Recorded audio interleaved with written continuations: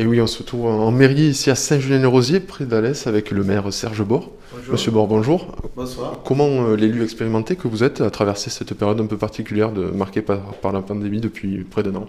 Alors je voudrais l'avoir traversée au moment où je vous parle, c'est-à-dire qu'elle soit complètement derrière nous. Or, je suis pas sûr qu'on soit pas au milieu du gué finalement. Donc, on la traverse avec beaucoup d'inquiétude quand même, surtout pour nos personnes âgées. Et puis, surtout également pour les jeunes, notre jeunesse du territoire, des communes. On voit comment elles souffrent, qu'elles soient en formation professionnelle ou qu'elles soient étudiantes ou qu'elles se cherchent, comme c'est souvent le cas. Aujourd'hui, notre jeunesse se rappellera longtemps des années 2020 et des années 2021. Voilà. En ce qui concerne les projets, est-ce que la pandémie les a ralentis? Est-ce que les a mis à mal ou est-ce qu'au contraire, elle a permis de travailler certains dossiers? Alors, on a eu la chance, à cette fin de mandat 2014-2020, de réfléchir beaucoup sur la mise en place des projets. Il se trouve que ces projets sont arrivés à maturité en 2020-2021, en particulier tout le projet Cœur de Village. Et que donc, la phase opérationnelle, je dirais, arrivait tout naturellement en 2021, cette année qui démarre. Et c'est la raison pour laquelle on a été peut-être moins impacté que d'autres communes sur cette espèce de trou d'air qui nous est arrivé en 2020, où là, les projets sont arrivés à maturité. Alors quand je parle de projet, c'est Saint-Julien-les-Rosiers, vous avez vu peut-être en traversant, c'est une commune essentiellement pavillonnaire, nous avons 1500 pavillons. Beaucoup d'horizontalité, peu de verticalité, à part les hameaux anciens que sont Cossony et Courlas et Saint-Julien. Et donc, du coup, il s'agit de créer un pôle de centralité entre Saint-Julien d'un côté, qui est un peu le corps historique de la commune, et les Rosiers de l'autre, la route départementale qui traverse les Rosiers, qui relie Alès à Aubenas, 18 000 véhicules jour, enfin, quelque chose de très important. Et donc, ce pôle de centralité, c'est un peu entre les deux.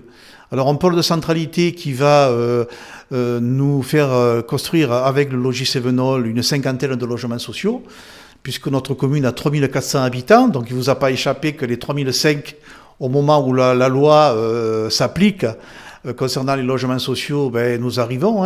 Je pense qu'en 2023 ou 2024, nous serons à 3500 habitants. Donc 50 logements sociaux.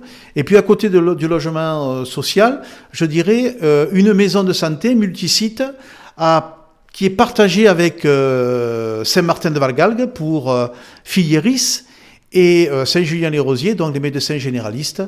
Donc ce projet a été validé par l'ARS l'année dernière, et donc du coup rien ne s'oppose à ce qu'il soit mis en place. Donc nous créons les conditions, bâtiment parlant, pour accueillir des médecins généralistes. Alors nous avons actuellement sur la commune un seul médecin généraliste qui est en activité, le deuxième ayant pris sa retraite.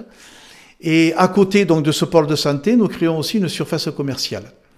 Et puis, également, on a pensé aussi à nos aînés qui ont un pavillon qui est un peu grand, ils veulent le quitter et ils veulent pas partir sur Alès ou ailleurs, ils veulent rester sur la commune parce qu'ils ont passé 30 ans ou 40 ans de leur vie et ça crée des liens, ça crée des racines, donc on a prévu la mise en place d'une maison en partage.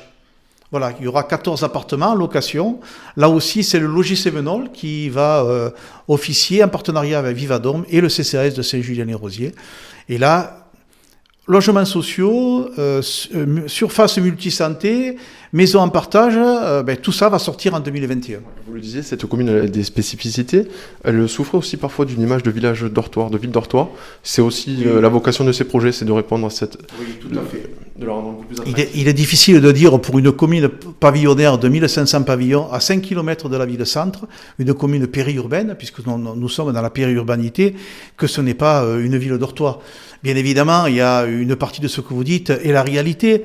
Mais à l'intérieur, la vie associative de notre commune est très riche. Nous avons plus de 20 associations qui sont très actives. Alors bien sûr, en ce moment, c'est pas le cas, mais d'une manière générale, la vie associative est très dense et ceci compense un peu cela. Il faut dire aussi, par rapport à Saint-Julien-les-Rosiers, la caractéristique, c'est aussi un fort pourcentage de petites entreprises artisanales, en particulier du bâtiment, mais pas que. En gros, il y a 200 entreprises sur la commune qui emploient un seul salarié quelquefois, voire deux. Et puis on a aussi, en 2004, on a initié une zone artisanale d'intérêt communautaire qui a été repris donc par Alès Agglomération, une zone artisanale où il y a à peu près une cinquantaine de salariés qui travaillent à l'intérieur.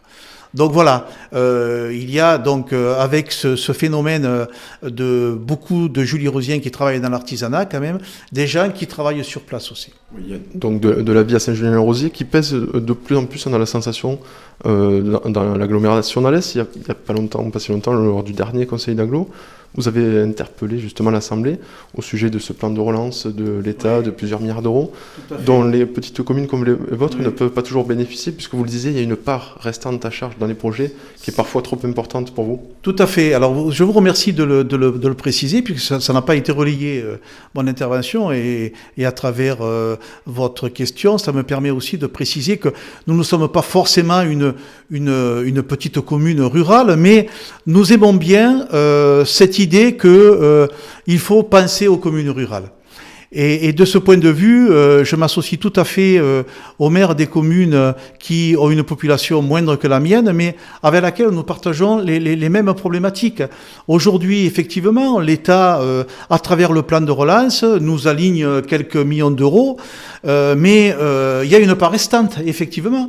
Et cette part restante aujourd'hui, quand on voit la difficulté que nous avons à monter les budgets, le budget 2021, par rapport au fonctionnement quand même, qui a été, qu'on le veuille ou non, même en 2020, énergivore avec le Covid, eh bien c'est quelquefois très compliqué. Et puis, il ne faut pas oublier aussi que le pouvoir de lever l'impôt aujourd'hui, il est limité à sa portion congrue. Nous avons quasiment que la taxe foncière aujourd'hui. Le reste, ce sont des dotations. Et on sait très bien aujourd'hui que les dotations d'État, elles s'amenuisent plutôt que d'augmenter. Et moi, cette année, sur mon budget, je perds quasiment 150 000 euros. Donc, en plus, avec le transfert d'un certain nombre de communes dans la fusion avec Alès Agglomération en 2017, j'ai perdu ma dotation de solidarité rurale cible.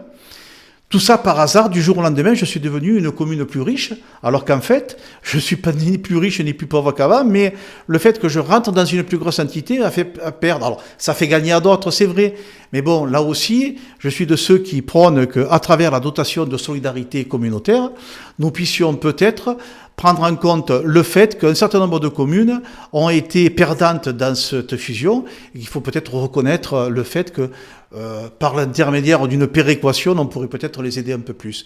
Mais je crois, parce qu'en sortant du conseil d'agglo, j'ai été accosté par un certain nombre de collègues maires qui m'ont dit « Tu as bien fait de dire ce que tu as dit, parce qu'effectivement, nous, de toute façon, le plan de relance, c'est pas pour nous. » Voilà. Plusieurs se sont sentis concernés. Tout à fait. Monsieur Bord, merci d'avoir répondu à mes questions et à bientôt. Merci à vous. Merci.